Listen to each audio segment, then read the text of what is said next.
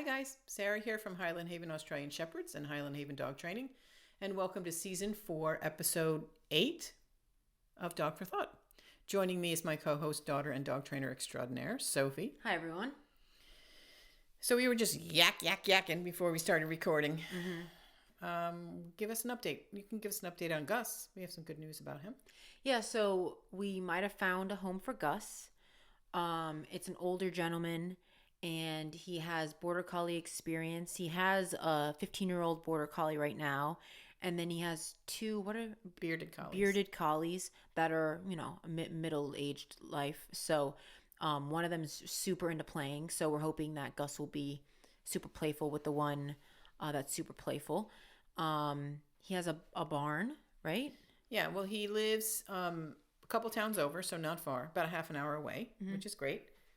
His family owns a farm, which he does not. He lives in his own house with an acre, but he has access to, big open fields on the family farm, which is just down the road from him.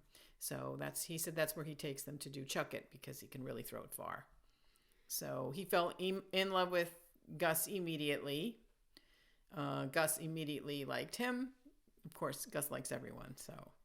He's lovely. And he's totally a lovable dog. So, yeah, I think he's going to go to this person's house, do a home visit. We'll take him and make sure that he gets along with the dogs that are there, at least initially. And then he'll, provided that goes well, he'll keep him for a week as a test. And then if he wants to adopt him at the end of that week, we'll do the paperwork and Gus will be in his new forever home. Yep. So not surprising that it was a matter of days because Gus is, he's a gem. He is a gem. I just kept saying this to that guy. I was like, no, he's exceptional and he's just a gem. He's just a good dog with a good heart. And, he's lovable on top of that. Yep. So I'm really excited for him. I think this is going to be really nice for him. Although I will miss him because he's my snuggle buddy at night. Yeah, but right now we have two new training dogs that came in, and I feel bad because they need a lot of work, which requires, a lot of patience and we have to discipline them when they're doing a lot of verbal interrupters are going on, and poor Gus is like, what so did I upset, do wrong? And we're like, you didn't do anything wrong, buddy. I'm not talking to you. Poor Gus. Yeah, so it's been a little bit stressful in the last 2 days for him. I feel bad. So he's definitely ready to go. And especially with Thanksgiving and stuff coming up, I would prefer him not to be, with all the chaos because he's just such a sweet guy. Yeah, I would like to get him out of here before he has to deal with a dog he doesn't get along with. Yeah. Like, I don't want anything traumatic to happen. Not that it would, but you know what I mean. Yeah, I don't want him to have any bad experiences here.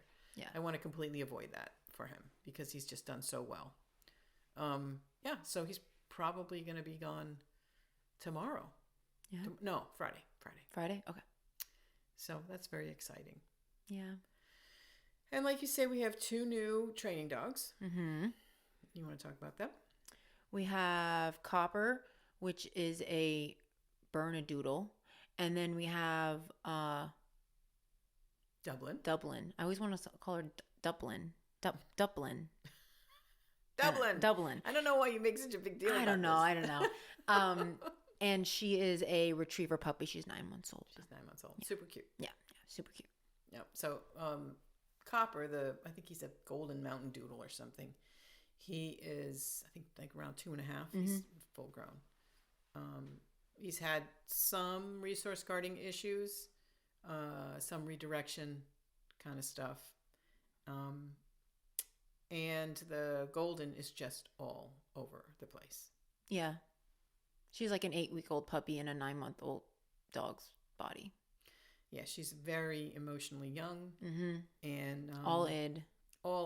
She's just exploding everywhere. She has like, I on one hand, when we're working with dogs that are just pure id, it's the first week is always just so unpleasant for all parties. It's unpleasant for her. It's unpleasant for us because we have to be so hard on them. But once you get through and you shake all the cobwebs out of their brain and they start using their brain instead of just existing and thinking about consequences and understanding what you get if you listen. And, they understand both sides of all we want you to do is not to jump on us. That's it. They're like, that's I all we're won't do that. asking. This is her second full day. She came in the evening on the day she arrived.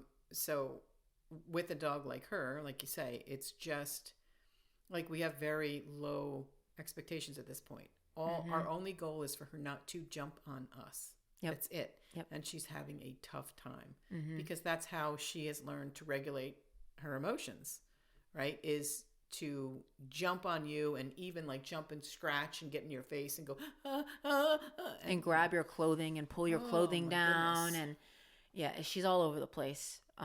But with a dog like this, once you unwind their minds, it's like they completely change. It's like a completely different dog by the end of this, because it's like she starts thinking and putting two and two together and understanding like, oh, I can do this. This isn't hard. Yeah, no, it's not. Just don't act foolish.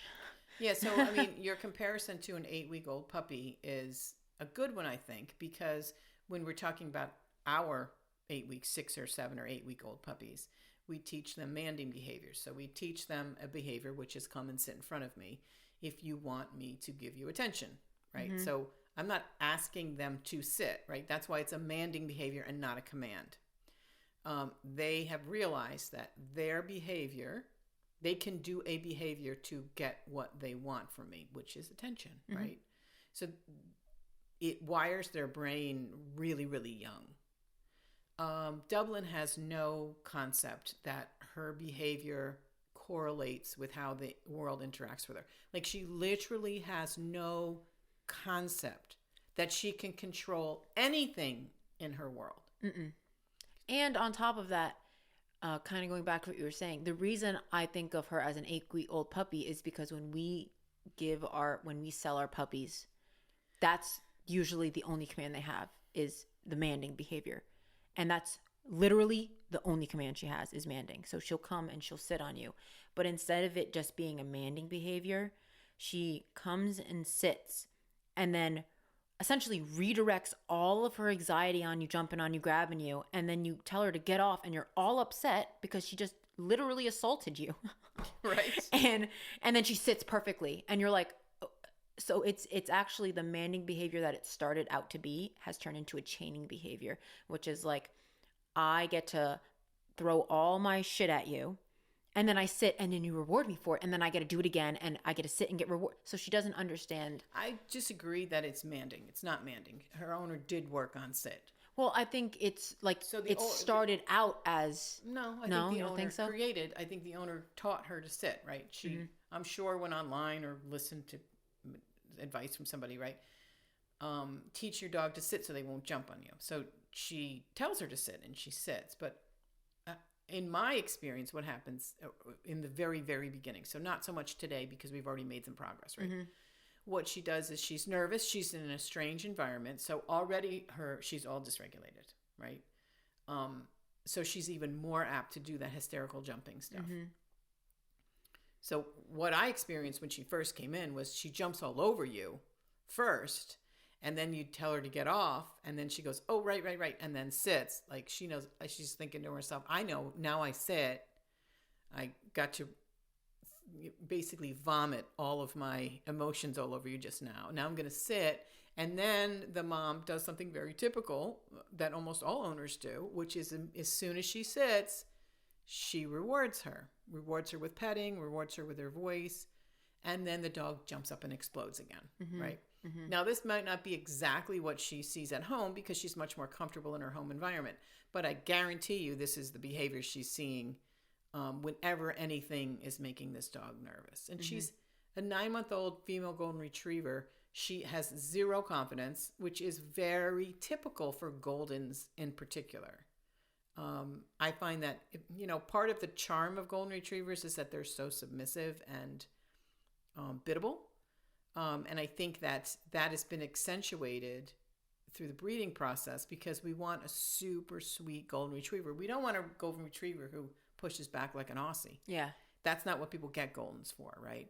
So I think that the breeding of this particular breed has accentuated this softness, which presents as lack of confidence to the trained eye, right? That's not so much softness as zero confidence. And so you get to a 9-month-old, basically full grown, she's not totally filled out, but she's probably pretty close to her adult height, dog with zero confidence and tons of energy, and has figured out, how do I make myself feel better? I know I vomit all over my owner by jumping all over them and scratching them and being a maniac. And then she tells me to do something and I do it for 2 seconds and then I do the behavior. So yes, I think that it's a chaining behavior, and it comes from a good place. It comes from a sort of a partial understanding of what you do in those situations.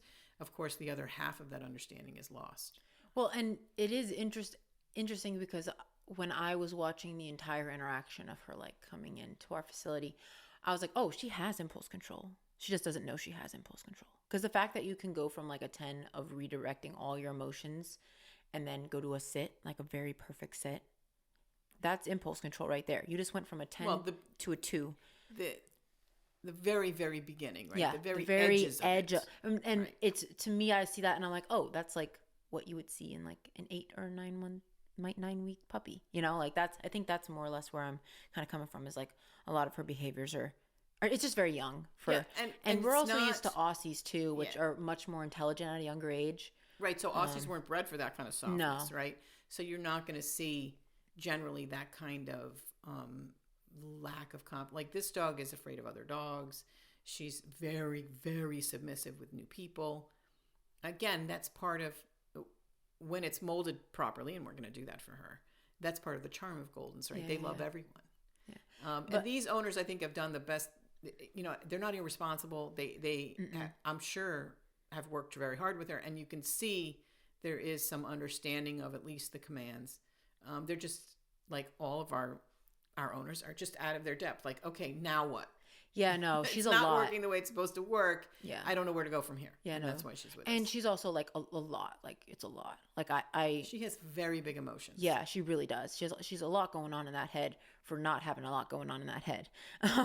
As annoying as the first few days with a dog like this is for us, I was saying to you that like you have to be. I have to be so big in my responses to her, otherwise she doesn't register them. Well, and it's even like, I don't know if you've noticed, I know we've interacted with them separately, but even her dog-to-dog skills, the dogs are so much like, okay, stop. I'm ignored. Stop. I'm like, you are going to get a nasty correction. Like, you need to chill. Like, they're not interested in playing with you. She was absolutely terrified of them. Like, come near her and she'd pee. So she's zero confidence with her dogs. And then by the end of the day, the third shift yesterday, she did some rudimentary playing, which was great. I want to see that.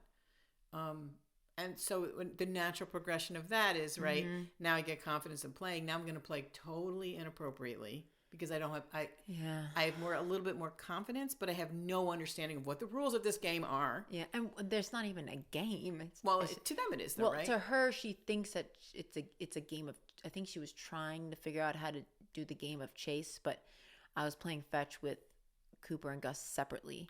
Copper and Gus separately, and she would run after them and then like muzzle punch them in the back of the neck, and then they would turn around and be like, stop, and she'd be like, oh, play bow on the other side, let me jump over you, let me go on my back, let me do, like, I'm like, girl. Yeah, so it's this, again, vomiting of emotion, right? Yeah, let me try to figure out how I get you to play with me. 17 different behaviors, maybe one of which is appropriate and the other 16 are completely inappropriate. Yeah. And, you know, she just her mind is racing ahead of everything. So as annoying as it is to work for the first few days of working with a dog like this, because it's like I say, my communication with her has to be so accentuated. And I don't like being like that. I like being very quiet with dogs. But with a dog like this, if you're quiet, she literally has no idea that you're even speaking to her, right? So you have to be very demonstrative in your indications, particularly your verbal interrupters, right? I don't feel good about my training because I don't like to I almost feel hysterical, even though in the situation it needs it. Well, you got to match her Once- energy, and her Right. energy is hysterical. So therefore, I have to match my energy with being calm. So she even realizes that you're even yeah, focusing on her. yeah, yeah, Like, yeah. so once she figures out that what I'm asking is very simple, and all she has to do is that simple thing, her training is going to go from like a 2 to like a 10 overnight. Like, she's Yeah. going to be like, oh, she literally just has no idea that we're trying to communicate with her. No idea. She just figures there's no, like, it doesn't even occur to her, which is why I love when we work with our little puppies, because we're able to set their brains up so young to understand that, yes, we can communicate back and forth. This is not, you don't have to speak a foreign language. I every time you say that, I think of A Dog's Purpose, and every single, like, the first time, if you guys have read the book, or they do have a movie, but the movie doesn't really touch upon this. But in the book, like, the first chapter is he's being born, and his first interactions of being alive, and he describes having to push his litter mates apart to go to the milk bar. He describes learning how to walk. He describes interacting with his playmates and the step-by-step social skills that the dogs Or have. young Puppies have. And then it starts to go when I think he's a stray at first, and then his first interactions with these alien creatures, he calls them humans, and how he communicates with them. And then I think, not to spoil the book, but then he ends up getting reborn again, and then his communication. Him and his mother and all litter mates are immediately euthanized. Yeah, because it's like he's a street dog. Yeah, it's a street dog. So. And then he gets reborn again, and this time he was with a young boy, and he's raised by this young boy, and they talk about the communication, but like obviously he can't speak English, so all you see is the viewpoint of the dog and how the human is communicating to dog, and him putting two and two together. And so every time you're talking about this, I just think about like what's going on in her head, of just like her trying to. She's got all this sort of static in her head, so she can't process the information coming at her, and so that. She feels, I would imagine, of course, this is all supposition, I'm not in her head, but from her behavior, she feels like she's completely out of control. She has no control of anything. So I guess that's really what I'm trying to say. Once she realizes that she does have control of her environment, like consistent control, A plus B equals C, every time, she's going to be like, oh my God. Like, it's going to be a revelation to her. So as hard as these dogs are initially to work with, a little bit frustrating, when their brain opens up, they end up making huge progress, and their anxiety comes down, their confidence goes up, and it's a beautiful thing to see. Well, and my two favorite parts about working specifically with a dog like this is when the cobwebs open up, right, and we start having a relationship and communication lines are open. And then my second favorite part is bringing that dog to their owner and being like, here's the dog that she should be. Right. And then you teaching them how to have that communication with them. And they're like, oh my gosh, like she's a different dog. Right. When in reality, she's not a different dog. There was just no line of communication. We just opened the line of communication. We didn't even do, we're not very we're not like a German trainer where we're like, you must do this. It's very much so like, I want to create a relationship with you so we can have a cohesive relationship, right? Like here's a few foundational communication pieces, and you can take, say, these 5 things I've taught you and put them in an infinite, well, it's not technically not infinite, but a million different combinations. I try to explain this to prospective clients, right? When I'm trying to sell our services, they're very focused on, what are you teaching them? And will they do that for me? And how well trained are they when they go home, and things like that. And you and I, our philosophy is less about commands and, quote, obedience, and more about communication, like you say, understanding, relationship. So really putting these 5 pieces in place, you just use different combinations of those 5 pieces to do all the communicating you need with this dog. Yeah, and I mean, this is totally relates, but I had a lesson with Lucy today, which I know in previous podcasts we've had like long talks about Lucy. And she was You gotta give a brief primer. Lucy is a pointer and GSP, and she came for training. Very similar behaviors, different background. Lucy essentially lived in a home with a guy who was going to use her for working. I imagine hunting of some kind, and he pretty much just didn't have time for them and left her and her sibling in a crate.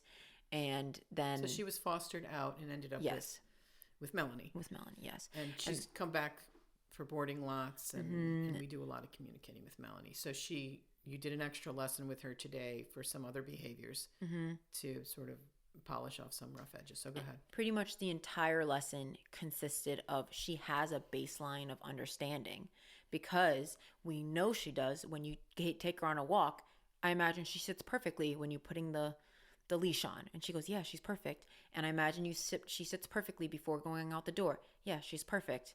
And then when you walk, she walks perfectly. Yeah, she's perfect. So it's because she understands A plus B equals C. She does not understand when she comes out of the crate. She thinks that I chill in the crate. She tells me to calm down.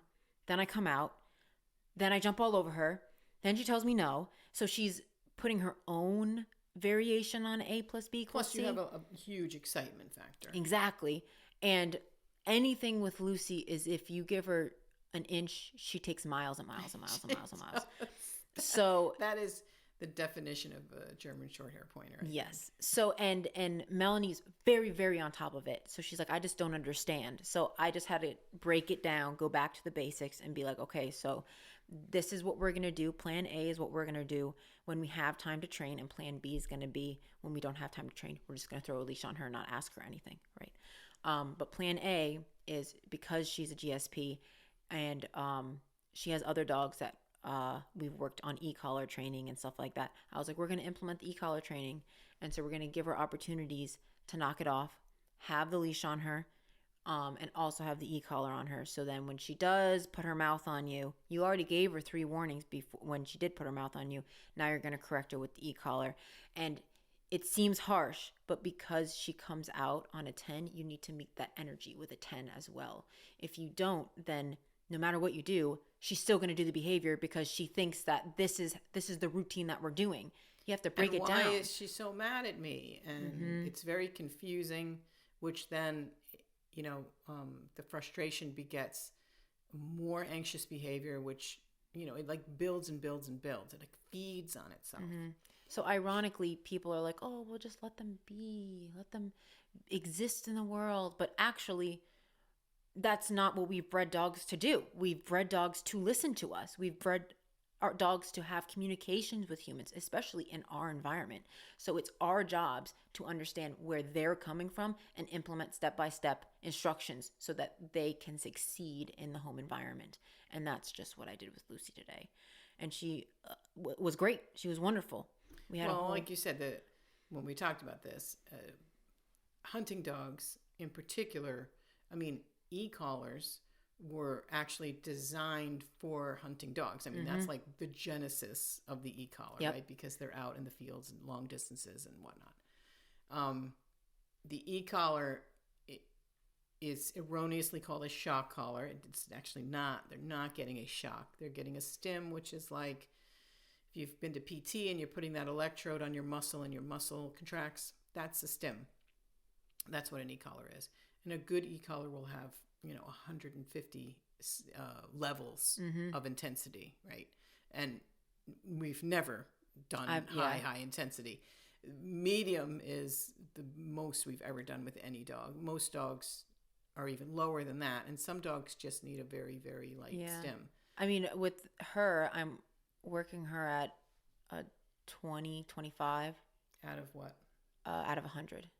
So it's really, really low.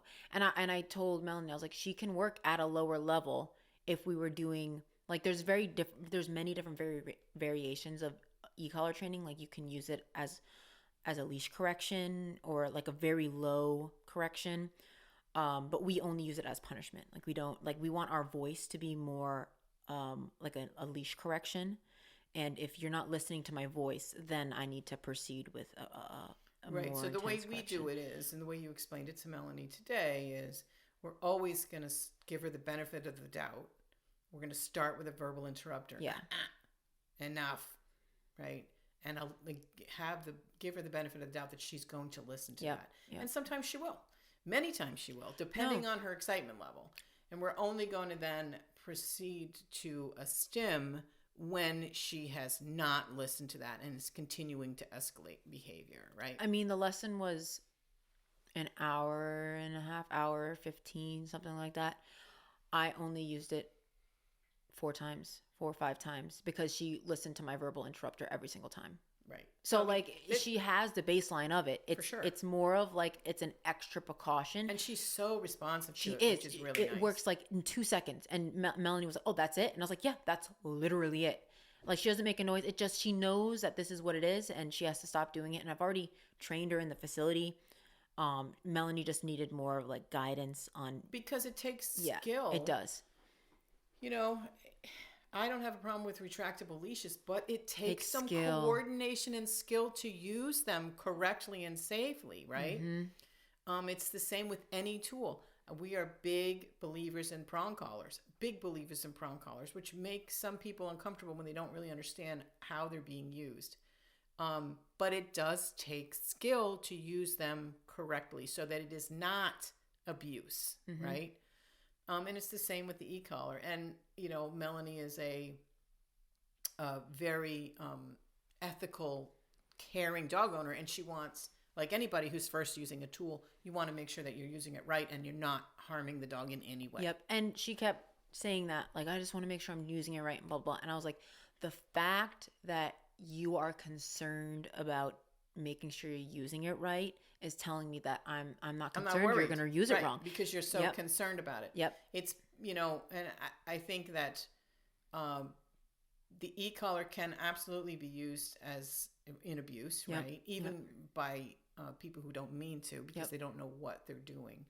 And it's the same with a prong collar, even just a chain collar. You know, any tool you put on your dog, you can use to abuse them. I can list of 1,000 tools that are used. You can use the crate in an abusive way. You can use the crate. You can use a head halter in an abusive way. You can use an easy walk in an abusive way. Like, I mean, when we worked at daycare, there are many times that we had dogs come in with rashes across their chest because they're pulling on the easy walk collar. Easy walk. And we're like, yeah, like, you need to take him to training so he walks properly. Oh no, it works fine. But yet he has no hair across his body. Right. You know, so like any tool can be used abusively, anything. Right. So you do want to make sure that a tool that is so easy to apply, like an e-collar, because it's just a button, that you have the right mindset, and the right temperament, and then the right understanding of exactly when to use it, and how to set it so that the dog is responsive and not one setting beyond that. Well, yeah, and I think the reason we use the e-collar in the way we use it. We are not a program who requires you to have an e-collar for training. There are many trainers out there that the first thing they do is not put a prong collar on, they put an e-collar on, and that's how they train the dog to listen to them. And you shock them or stim them every single time for eye contact. And, it's much more embedded in the program. With us, it's like, what if you don't have it? What if it's not charged? What if it's it breaks? Impractical. And on top of it, now I'm walking a dog and having a remote in my hand. What if I have to pick up poop? Like, it's so many different skills you have to do. And a lot of coordination there. And so Maya has a client that comes in. It's this giant lab who's like all over the place. And every single time this client comes, she has like all the gadgets on this dog. And you can tell like she's really tried, but like she does not have the patience for an e-collar. She doesn't have the patience for this giant lab that's all over the place. And she got taught that every opportunity is a training opportunity. So every single time this client comes, Maya has to make sure there's nobody in the grooming room, because when this client comes, the dog's all over the place and she's shocking him all over the place because she doesn't like. Yeah, she's like, and sit, shock, sit. yeah. That's abuse of an training. e-collar. Yes, that's an abusive way of using an e-collar.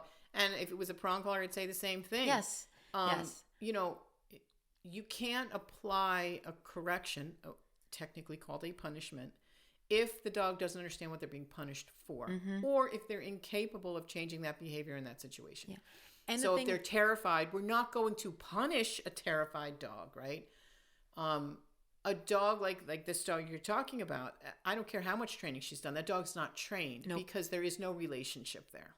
And I think that's the interesting thing is Maya has more of a relationship with this dog than the lady does. So every single time they come in, you have to switch to like a leader. So they have to take all their leashes so they don't lose the leashes in the back.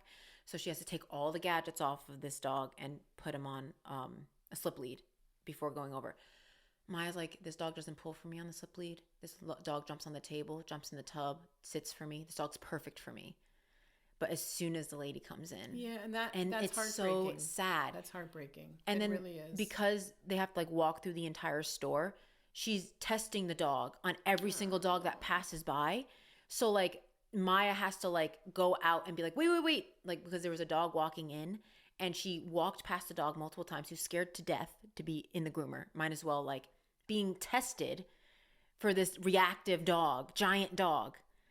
And the dog's passing by and she's shocking the dog and then the dog lunging at this dog who's cornered, and Maya has to go out there when it's not her job and take the leash.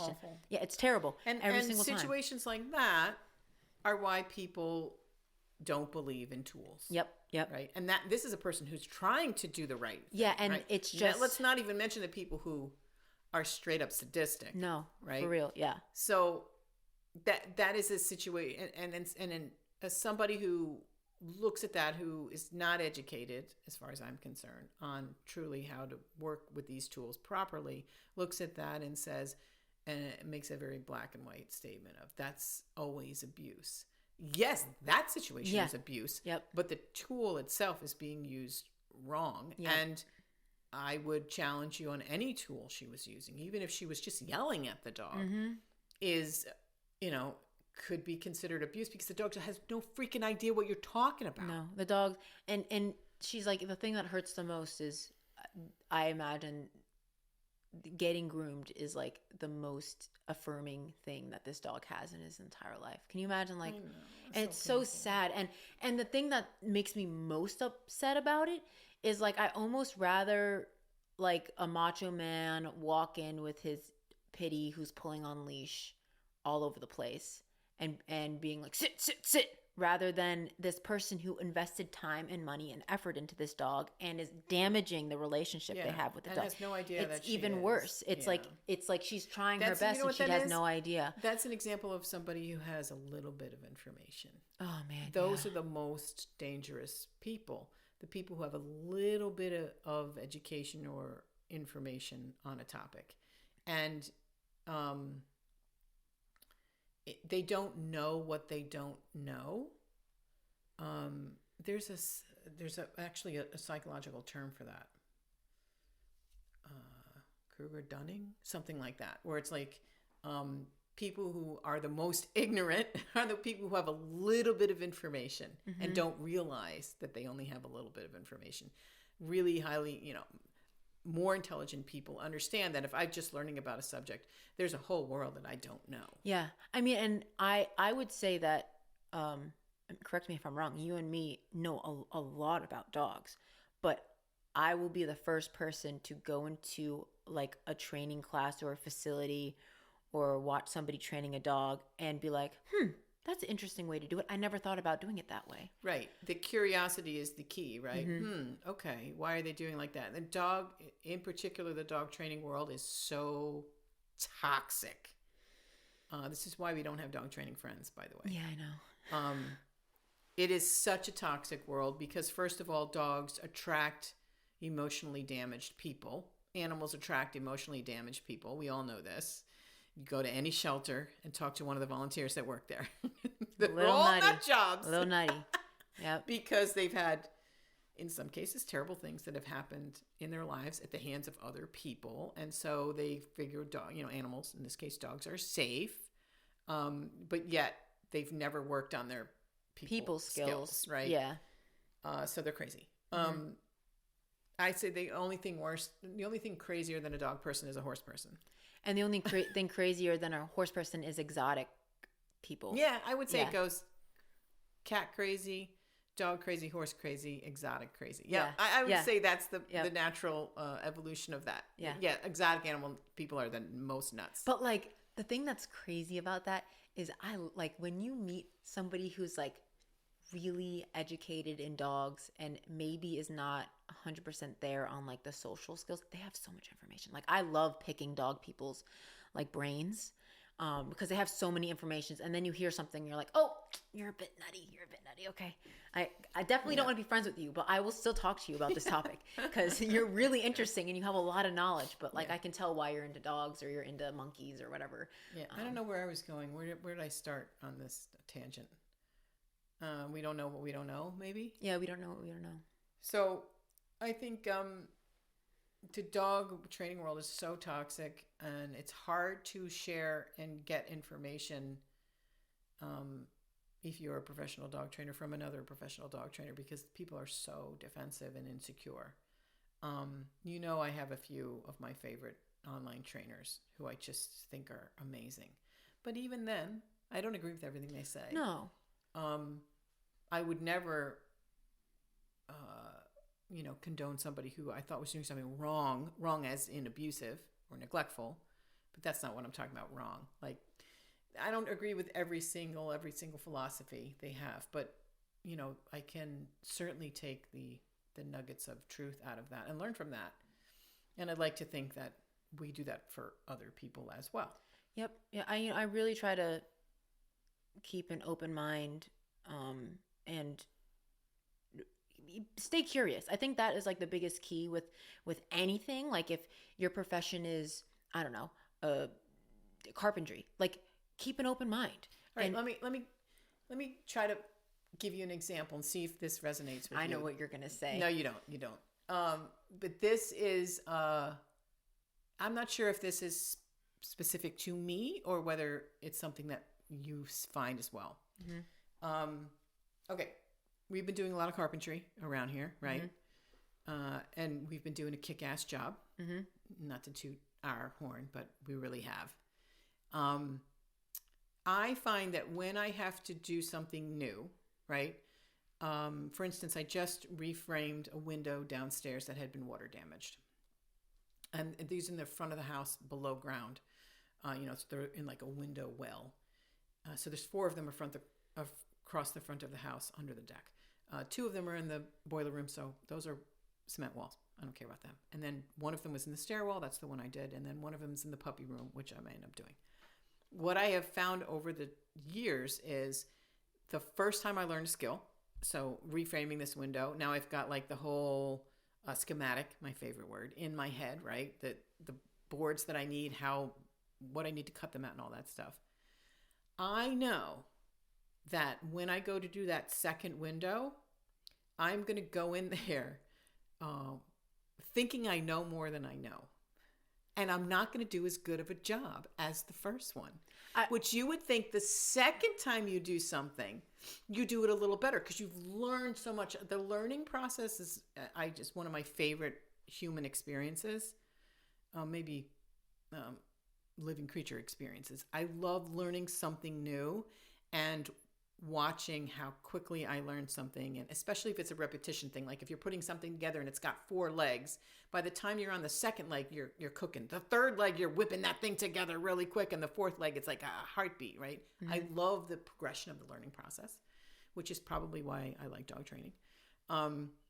So I'm kind of hesitating in doing that second window because I feel like I won't do as good of a job because I will think I know more than I know. And right? I knew you were going to say this, just so you know. That's crazy that you know that. I knew you were going to say this. That is crazy that you know because that. I was thinking, that's why I said carpentry, because I was like, I was like, yeah, it's kind of like how you built that door and immediately tore out the window and started building a window because you got all cocky and was like, No, well, but the window is a completely different I experience. know, but you were like, oh, if I can do a door, I definitely could reframe a window. Right. Well, how hard could it be? Exactly. Because you don't have enough information doing carpentry, so now Right, you but think you can do it. But that's almost like a conscious thing. That's the like the audacity, right? Yeah. It's like I watch these people online redo shit, and I'm like, that idiot can do it. I can certainly do it, right? So the second time I do something, so if I do this, say there were 3 windows to do. The first time, slow, tedious. You're learning everything from scratch, putting it all together. You finish. You did a good job. The second window I do, I'm going to move a little faster, think I know more than I know, make a million freaking mistakes, and it might not actually be as good as that first window. The third window will be better than both 1 and 2. Because you made the mistakes and now can Because I'm learn like, from the I mistakes. have to sort of reset and go, I guess I don't know everything. I guess I need to slow down and do it step by step by step, like I did on the first one. Yeah. So I don't know if that's like a normal. Have you ever noticed that? I don't. The only situations that I've had that in is with our family, and I just feel like we're cocky. So We're not cocky, we're audacious. Well, we always think we can do more than we actually can do, and then when it comes down to it, I'm like, oh, it turns out I can't do that. No, Like, I think you're learned- pretty audacious. I do, especially stuff with your car. Yeah, I do too much stuff, and then I have to. I'm like, Dad, I did all this electrical stuff with my car, and now my headlights aren't turning on. Well, And he has to come and help me turn. Poppy them on. has a very famous Lois story about that. His nephews, so my cousins, Dale and Glenn, were wild kids. They're like just, we're talking. They're actually boomers. They're actually really young boomers. At least Dale is. Glenn might still be considered a Gen X, but like they were completely unsupervised. They were just out in the world doing crazy shit. It kind of runs in that family, by the way. So they bought a car and they rewired it, I think, to put in a radio, because that's what we did in those days. You would get a car and it wouldn't have a radio, or would only have like a dial radio, and you'd pop that radio out and put a new stereo system in. And they wanted to do it themselves, and they rewired the car, and it was literally like you turn the radio on and the lights come on, the windshield light. Like they had to end up junking the car because they brought it to all these mechanics. No one could figure out what they did. It was so bad that they ended up junking the car. They also ran out of gas one day with a car and pulled over the side of the road, and I guess walked to the nearest house where they made a call, and somebody came pick them up. When they went back the next day to pick the car up, it was up on blocks and all 4 wheels were gone. Those 2 boys were nut jobs. They've turned out to be like the most responsible, sedate husbands and fathers. But when they were kids, they were crazy. I don't know. We're way off in the weeds here. Yeah. We're not even talking about dogs anymore. I guess the reason I bring that whole window story up is that nothing will humble you like a dog. Oh, yeah. So if you think you know what you have, especially if we're doing something in a behavior that we haven't experienced much or maybe at all, if you go into it the second time thinking you know too much from the first experience, that dog's going to humble you. Mm-hmm. And you're going to be like, wow, I don't fucking know anything right now. Well, let me backtrack and figure out what I've done wrong here. So correct me if I'm wrong. Did we end up having, we had Buddy and then we got Lucy, right? Yes. So Buddy was our first severe resource guarder. Yeah. And we've gotten a whole ton of resource guarders since then. Yeah. Because for a long time we didn't do resource guarding because we didn't feel like we had the experience and the qualifications. So yes, we took Buddy on as basically the first resource guarding dog. Plus we have all of these requirements around resource guarding and the situation at home and who lives in the house and what kind of resource guarding it is before we'll even consider it. Yeah. The size of the dog, etc. And I actually feel the opposite because we worked with Buddy and I felt like we learned so much from him.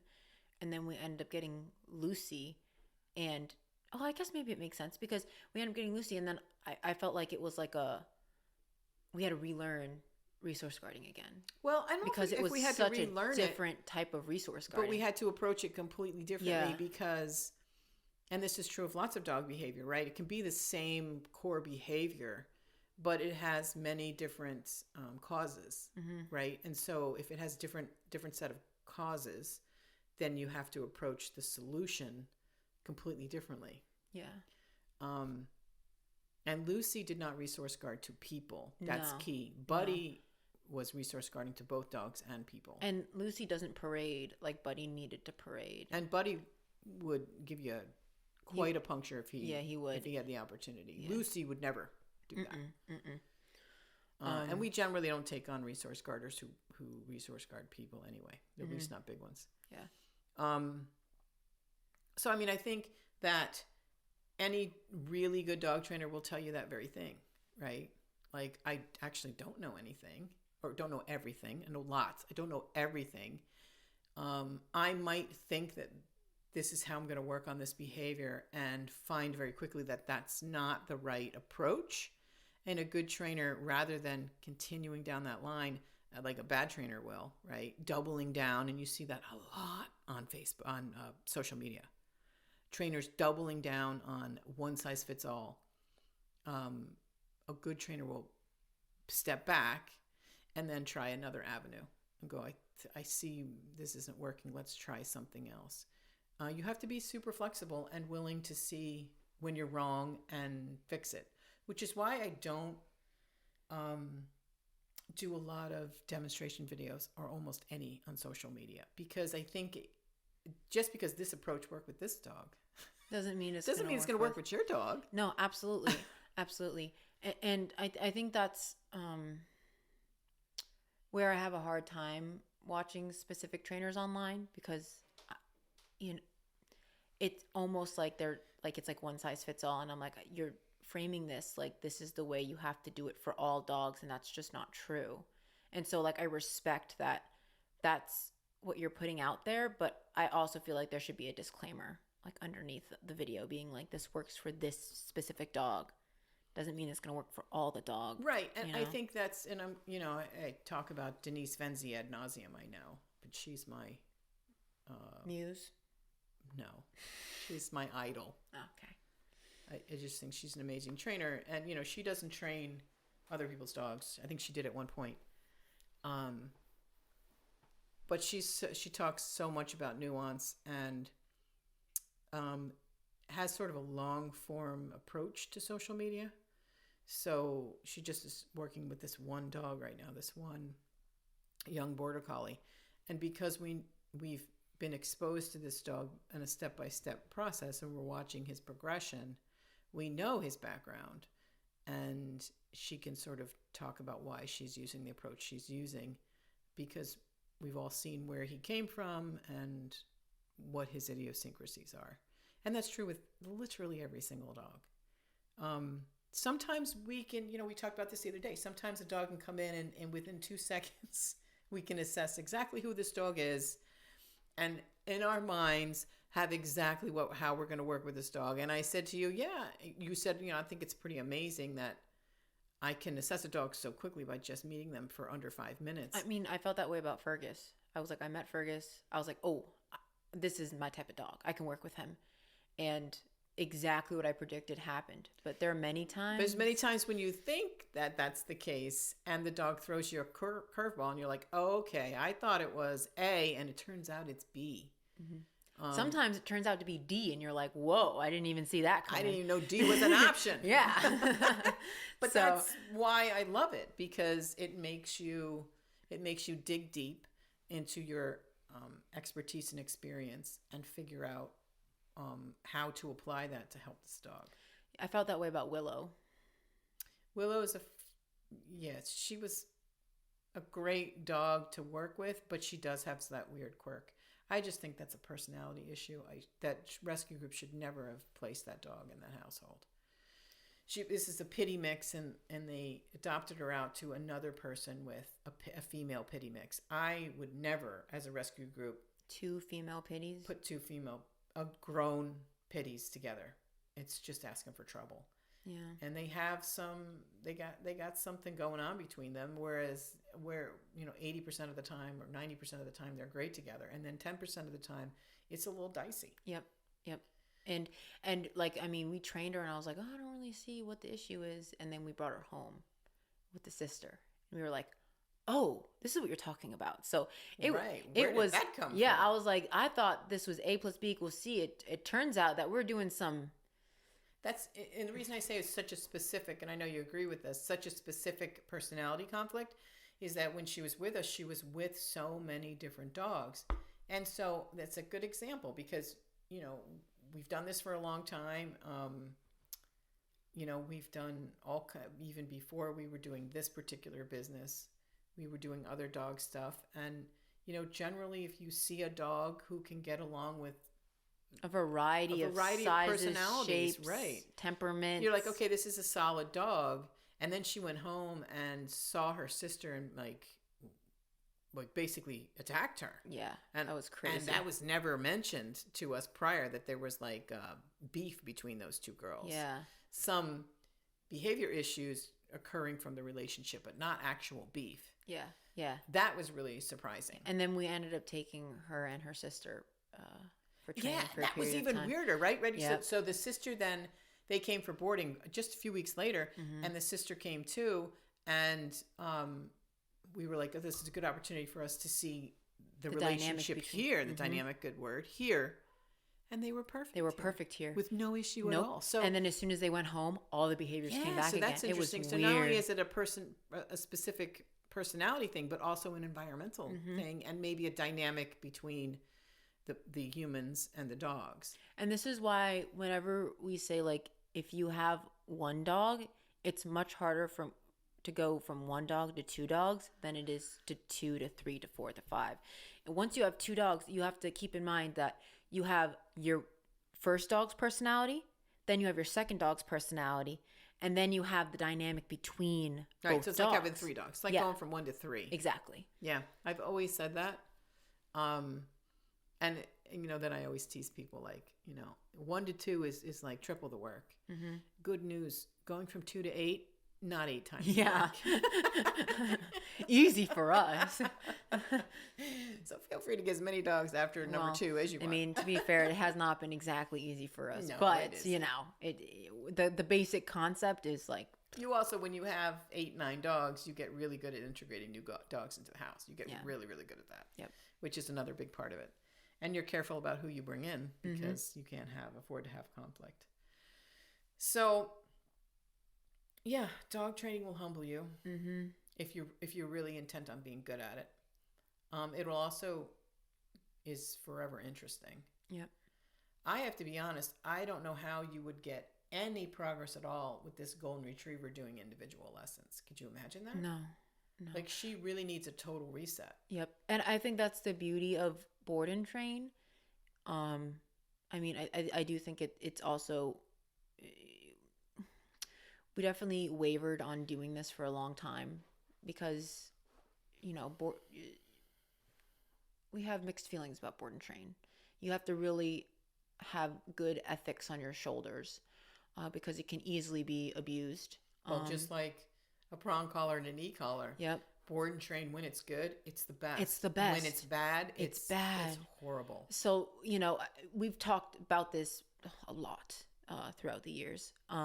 And I think board and train is the best way of training to go because you can take a dog, put them in a dysregulating position, which is away from their home, away from their owner, away from their habits, and then use that dysregulation to implement new behaviors. It just gives you just a small window of being able to teach them and manipulate kind of how they think about things. It's kind of like boot camp, right?